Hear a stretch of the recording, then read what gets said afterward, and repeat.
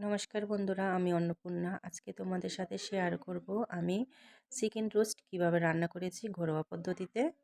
এখানে নিয়েছি পেঁয়াজ বাটা, পেঁয়াজ কুচি, রসুন বাটা, আদা জিরা বাটা, আর নিয়েছি কাজু কিশমিশ, সাদা গোলমরিচ বাটা, জয়ত্রী বাটা, টমেটো সস, গায়ের দুধ, আর নিয়েছি রোস্ট রেডিমিক্স মশলা।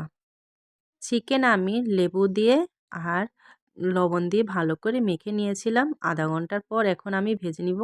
এই যে চিকেন ভালো করে ভেজে নিয়েছি এপিট ওপিট করে। তারপর আমি তেলের মধ্যে পেঁয়াজ কুচানো দিয়ে দিয়েছি।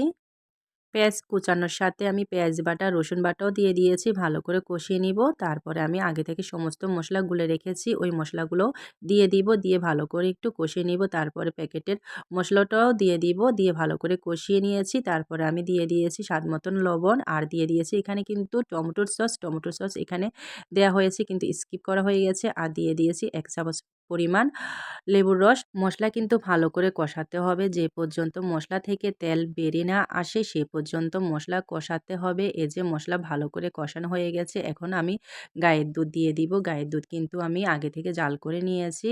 এখানে আমি 2 কাপ মতন গায়ের দুধ দিয়েছি। এখন ভালো করে ফুটতে দিব। ভালো করে ফুটে আসলে আমি আগে থেকে ভেজে রাখা চিকেন দিয়ে দিব। চিকেন কিন্তু ভাজার সময় অর্ধেক সিদ্ধ হয়ে গেছে, এখন বেশিক্ষণ রান্না করতে হবে না। এখন আমি 2 মিনিট জন্য রান্না করে তারপরে আমি গরম মশলা দিয়ে দিব। এই যে রান্নাটা কিন্তু প্রায় হয়ে গেছে, এখন আমি গরম মশলা দিয়ে রান্নাটা নামিয়ে নিব। আমার রান্নাটা একদম রেডি। তো আজকের ভিডিওটি তোমাদের কেমন লাগলো অবশ্যই জানাবে। ভিডিওটি ভালো লাগলে অবশ্যই লাইক, কমেন্ট, শেয়ার করে পাশে থাকবে। ধন্যবাদ সবাইকে। আবারও দেখা হবে অন্য একটি নতুন ভিডিওতে।